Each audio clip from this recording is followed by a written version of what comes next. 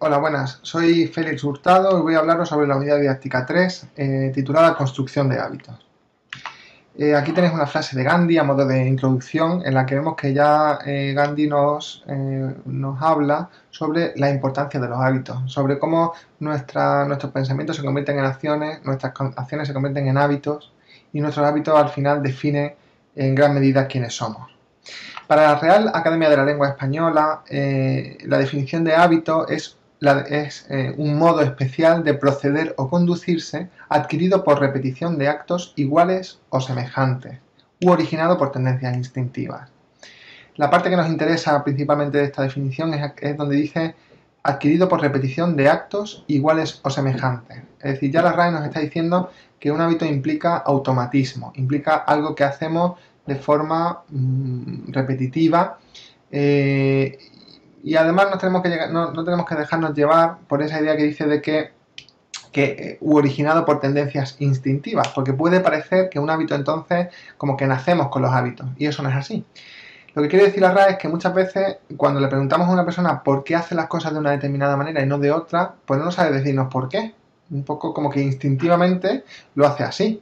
Pero no es porque esa conducta esté determinada genéticamente, sino porque ha repetido tantas veces una determinada conducta que al final se acaba convirtiendo en un hábito. Como hemos visto en unidades didácticas anteriores, cuando hablamos de que una conducta se convierta en un hábito, tienen que ocurrir distintas cosas, ¿no? Por un lado, la persona tiene que, al principio, cuando se plantee la nueva conducta, tiene que tener un conocimiento, tiene que saber por qué quiere o por qué es bueno que haga una determinada conducta y no otra, ¿no? Tiene que tener esa conciencia. Por otro lado, tiene que ser competente desde un punto de vista práctico para hacerlo, tiene que saber cómo llevar a cabo una determinada conducta. Y por último, tiene que sentir el deseo o la necesidad de hacerlo, es decir, tiene que tener motivación para implementar o para añadir esa conducta a su repertorio de conducta. Cuando se dan estos tres ingredientes, al cabo del tiempo, esa conducta se convierte en un hábito, en un acto automático.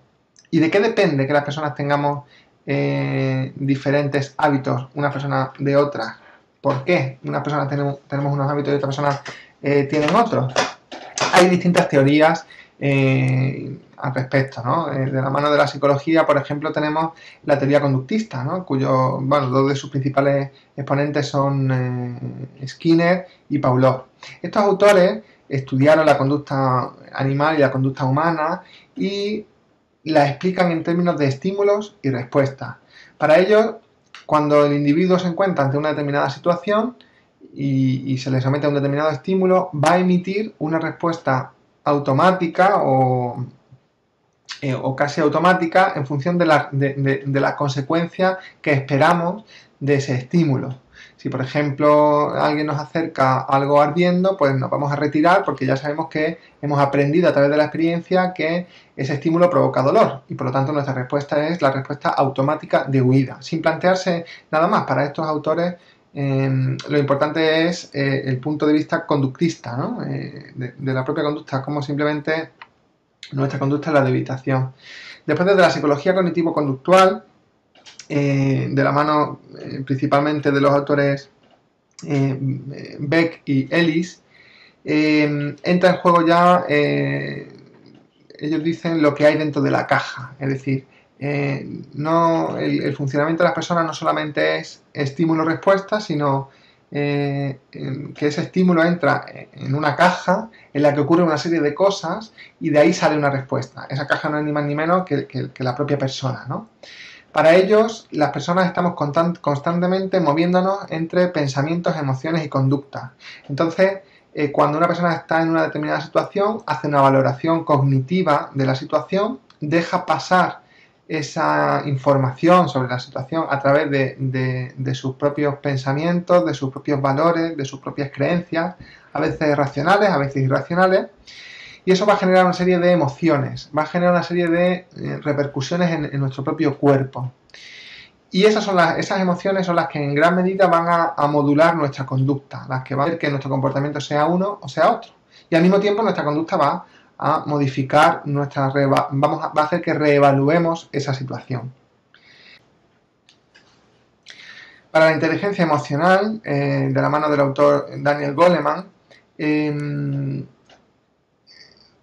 las emociones cobran un papel principal. Para este autor, cuando nos sentimos de una determinada manera, debemos aprender a sacar partido de esa información útil. Él dice que el hecho de que nos sintamos de una forma o de otra es el reflejo de una evaluación que estamos haciendo también de una determinada situación y que por lo tanto debemos seguir nuestras emociones a la hora de tomar determinadas decisiones o de evaluar determinadas situaciones.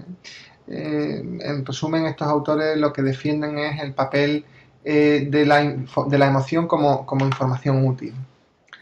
Según la teoría de la autodeterminación, las personas elegimos unas conductas en detrimento de otras, teniendo en cuenta tres factores. Por un lado, el factor de competencia. La persona preferimos hacer aquellas conductas para las que nos sentimos capacitados, ¿no? Por otro lado, las personas sentimos parece ser, según estos autores, cierta tendencia a desarrollar aquellas conductas que sentimos que hemos elegido de forma autónoma. Es decir, parece que tenemos cierta tendencia a rebelarnos contra lo que es impuesto o inamovible y preferimos sentir que estamos haciendo las cosas, entre comillas, porque queremos hacerlas y porque hemos elegido hacerlas. Y por último, nos llama la atención o nos sentimos motivados hacia aquellas conductas que implican la pertenencia a un grupo o las relaciones con otra persona. Es decir, por ejemplo, en el contexto terapéutico, pues el hecho de que el paciente sienta que está introduciendo cambios en el contexto de una relación con su terapeuta de forma conjunta o por ejemplo, en un grupo terapéutico, eso también va a motivar un aumento de la motivación de esa persona hacia esa conducta. Es importante que tengamos en cuenta estas teorías porque un poco son pinceladas que tratan de explicar el comportamiento humano, pero cuando hablamos de health coaching tenemos que centrarnos en un concepto básico, un concepto muy importante que explica un poco y resume un poco la teoría del health coaching, ¿no? Y de la importancia del hábito, y es el concepto de surco. Para entender este concepto me gusta mucho la metáfora ya clásica del esquiador. Cuando una persona va esquiando por una ladera, por una montaña y pasa por primera vez, no hay nada. Es como una pizarra en blanco. Y la primera vez que pasa deja un surco. Que pase por un sitio u otro, pues muchas veces, pues va a estar determinado por el azar, probablemente, o no se sabe muy bien por qué. Pero sí que se sabe que cuando la persona vuelva a pasar por esa ladera, es mucho más probable que tienda a ir por el mismo sitio por donde fue la primera vez, por el mero hecho de que ya allí hay una huella. Ya sabe la persona que por allí ha sido capaz de pasar una vez. Esto hará que cuando pase 2 o 3 veces, pues cada vez será más evidente cuál es el camino habitual y seguirá cada vez con más frecuencia pasando por ese sitio. De tal forma que paso tras paso acabará dejando un surco por el que ya será más seguro esquiar, por el que ya será más fácil, más rápido y cada vez lo hará de forma más automática. Si le preguntamos al esquiador por qué pasa siempre por el mismo sitio, pues nos dirá que precisamente pasa siempre por el mismo sitio porque siempre pasa por ahí, porque por ahí tarda menos, porque por ahí es más seguro, porque ya conoce los baches, los desniveles, las dificultades. Este es el concepto de surco, y que en health coaching es muy importante, porque con la conducta humana pasa algo parecido. Las personas, por economía, tendemos a realizar las cosas siempre de la misma manera. Dicen incluso algunos expertos que si no la vida sería mucho más tediosa. Si cada vez que tenemos que hacer algo tenemos que pensar paso por paso cómo lo vamos a hacer, por dónde y tomar todas esas decisiones, gastaríamos una gran cantidad de energía en nuestro día a día. Por eso es necesario que automaticemos las conductas, porque cuando automatizamos una conducta como que ponemos el piloto automático y no nos cuesta ningún esfuerzo desarrollarla. Al menos no tenemos que tomar las decisiones de cómo lo vamos a hacer. Esto además tiene una base neurológica, y es que se sabe que cuando emitimos una respuesta conductual se activa una serie de circuitos neuronales en nuestro cerebro. A base de la repetición de la conducta, esos circuitos neuronales se van especializando y la transmisión sináptica se produce cada vez más rápida en esos circuitos neuronales. Y esto es debido a la dilatación de las células de Schwann. Las células de Schwann son unas células especializadas que están en la neurona, concretamente en el axón, y su función es acelerar el proceso del impulso eléctrico, el paso del impulso eléctrico a través de la neurona. El resultado es que determinados circuitos neuronales son más rápidos y por lo tanto se activan antes que otros ante una determinada situación. Ese es el concepto de surco. Es como que el hecho de repetir algo hace que nos especialicemos y que en el futuro la probabilidad de ocurrencia sea mayor, ¿no?, de esa conducta. ¿Por qué esto es importante desde el punto de vista del health coaching? Pues esto es muy importante, ni más ni menos que porque cuando hablamos de incorporar conductas saludables, hábitos de vida saludables, no estamos hablando de empezar un proyecto de cero. Es decir, no estamos hablando de determinar qué conductas va a desarrollar una persona. Estamos hablando de que ya hay conductas poco saludables, hábitos antiguos poco saludables, instaurados en la persona y repasados y reejecutados y perfeccionados durante años en muchos casos. Es como que los malos hábitos son caminos por la ladera por los que la persona ya está muy acostumbrada a pasar. Cuando pretendemos que una persona deje de fumar, no solamente estamos pidiéndoles que elijan la conducta de no fumar, estamos pidiéndoles que abandonen un sendero por el que ya se sienten muy seguros, ¿no?, que es el de cigarrillo. Cuando pretendemos que una persona comience a hacer deporte, no solamente le estamos pidiendo que haga deporte, sino que estamos pidiéndole que abandone ciertos hábitos sedentarios, pero hábitos que, a pesar de ser hábitos que la persona valora como nocivos, no es una cuestión de conocimiento, la persona sabe que esos hábitos no son saludables, sin embargo, son los más fáciles de desarrollar, son los que están más habituados, son para los que ya su sistema nervioso y su psicología están ya especializados. Por lo tanto, tenemos que tener muy claro, y si no lo hacemos probablemente fracasaremos, que cuando pretendemos que una persona introduzca conductas saludables en su vida, tenemos que identificar cuáles son los hábitos poco saludables que están en su funcionamiento habitual y tenemos que cambiar esos hábitos por otros. No es suficiente con extinguir una respuesta, sino que es necesario que implementemos una nueva conducta, que sustituyamos esa conducta por otra conducta que además tiene que ser un hábito, es decir, tiene que ser una conducta automatizada. ¿Y esto cómo se hace?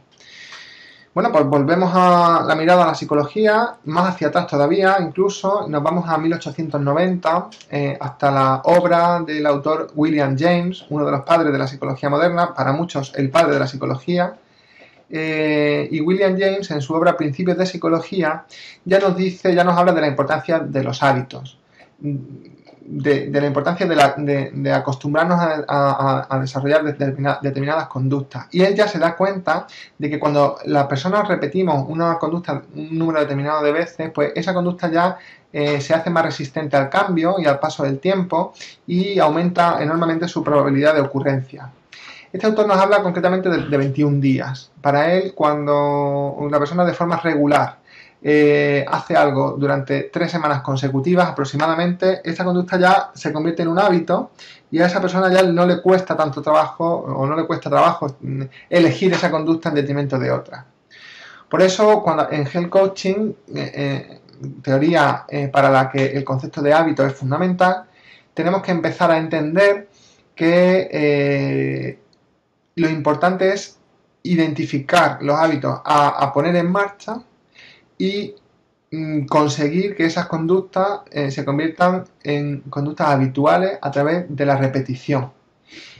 De la repetición a lo largo de 21 días. Es decir, cuando hagamos una intervención terapéutica en el contexto del health coaching, no es tan importante decirle a la persona por qué tiene que dejar de fumar, que también, o por qué tiene que empezar a comer mejor, que también es importante. Pero sobre todo tenemos que hacer mucho hincapié en qué conducta es la que tenemos que llevar a cabo. Pero una conducta con nombre y apellido, una conducta concreta. No vale decir a partir de ahora tienes que dejar de comer alimentos hipercalóricos y tienes que comer más frutas y verduras. No, no es eso. Es, por ejemplo, en el caso de la fruta, para empezar a comer más fruta tenemos que durante al menos 21 días hacer el experimento día a día, ese combate con el calendario día a día de comer una pieza de fruta después de tal comida. Por ejemplo, una manzana todos los días después de almorzar, o una manzana y un plátano, o un plátano, por ejemplo, ¿no? O a partir de ahora, no vale decir, por ejemplo, pues a partir de ahora vas a hacer ejercicio de forma regular. No, hay que decir, bueno, pues a partir de ahora, los lunes, los miércoles y los jueves, durante 3 semanas, vas a caminar de tal sitio a tal sitio durante tanto tiempo. Cosas muy concretas y planteárselo al paciente como que eso ahora mismo es un reto, es una conducta como que van a tener que hacer un esfuerzo, pero que cuando lo repitan durante 21 días no van a poder pasar sin esa conducta, se van a acostumbrar y no les va a costar ya tanto trabajo y además, entre comillas, se van a enganchar a esa conducta. Plantear que el reto es cumplir día tras día, semana tras semana, hasta que lleguemos a ese número casi mágico de los 21 días, a través del cual, bueno, pues ponemos una meta, ¿no? en el horizonte del paciente, ¿no? Entonces, una intervención en Health Coaching, entonces, consistirá en establecer un plan personalizado de conductas concretas que van a sustituir a otras conductas previas y tenemos que monitorizar la ocurrencia de esas conductas, que la persona lleve a cabo esas conductas durante al menos 21 días e ir viendo cómo esos cambios se van interiorizando y se van automatizando. Insisto, es muy importante lo concreto, no hablar en términos generales, sino lo concreto. Igual que un entrenador le plantea al deportista, bueno, pues tienes que hacer tantas flexiones o una serie de ejercicios de 25 repeticiones de sentadillas y habla concretamente de ejercicios concretos, no le dice tienes que trabajar tal o tienes que trabajar cual. Bueno, pues de eso se trata en Health Coaching, pasar digamos, de las musas al teatro, es decir, pasar del concepto general a qué concretamente, cuándo y cuántas veces, ¿no? Si conseguimos que la persona introduzca esos cambios, veremos como cada vez le costará menos trabajo y además se sentirá cada vez más con más autoestima y más capaz de llevarlos a cabo. Un poco en resumen de esta unidad didáctica, decir que es importante, por supuesto, que la persona perciba la necesidad de cambio, que la persona ya sepa que tiene que hacer algo para cambiar. Si estamos hablando de personas que no perciben ninguna necesidad de cambio, que no se plantean ningún cambio, pues el Health Coaching probablemente no sea la herramienta adecuada, sino que tendremos que hacer una labor de sensibilización o de una intervención de otro tipo, pero sí que es verdad que, bueno, pues que cuando empezamos a hacer el coaching un poco tenemos que testear eso, ¿no? Que la persona realmente está dispuesta a cambiar y bueno, siente que es necesario ese cambio. Luego, como fundamental, tenemos que asumir y tenemos que transmitírselo así al paciente que no es posible deshacer un hábito, solamente podemos cambiarlo por otro. Y de hecho, si implementamos un nuevo hábito y por lo que sea ese hábito, esa conducta, pues se vuelve imposible, pues porque la persona ya no puede desarrollar esa conducta o por algún motivo pues, ha habido algún cambio en su vida y tiene que abandonar ese hábito, sin duda, si no buscamos rápido otro hábito, la persona volverá al mal hábito antiguo. Volverá. Esa huella no desaparece. Ese circuito que se especializa a nivel cerebral no es que desaparezca. Sigue, bueno, pues sigue estando ahí, muy potente, solo que lo que hacemos es que hemos habilitado otras rutas más automáticas o más apetecibles. Si esta nueva ruta no la mantenemos, volverá a la antigua. Por lo tanto, no es posible deshacer un hábito, solo es posible cambiarlo por otro. Y además, la forma de generar un nuevo hábito es a través de la repetición. Lo que tenemos que hacer es elegir la conducta, determinarla y plantearle el reto y estar muy pendiente durante esos 21 días de que la persona lleve a cabo esa nueva conducta durante 21 días. Bien, para conseguir que la persona ponga en práctica estas conductas, no podemos perder de vista 3 estrategias o 3 factores que tenemos que intentar incentivar. Uno es el sentimiento de competencia. Tenemos que hacer sentir a la persona que es capaz de ir introduciendo esos cambios que le estamos pidiendo. Vamos a ir preparando una serie de conductas que la persona va a tener que llevar a cabo. Esas conductas además de alguna forma vamos a consensuarlas con la persona, y poco a poco tenemos que transmitir a la persona que esos logros que va consiguiendo son responsabilidad suya, son su esfuerzo y son producto de su competencia, de su capacidad de introducir cambios. Si, por ejemplo, acordamos con la persona que de aquí a la próxima semana va a caminar durante 15 minutos todos los días, por ejemplo, cuando vuelva la siguiente semana le vamos a preguntar cómo te ha ido, y aquellos avances que haya hecho los vamos a reforzar mucho y vamos a darle el mensaje claro de ojo, tú estás viniendo aquí porque estás bueno, quieres que yo te asesore o que te ayude a buscar un camino, pero fíjate que tú eres la que ha andado 15 minutos al día durante esta semana, y eso es porque tú eres capaz de hacerlo.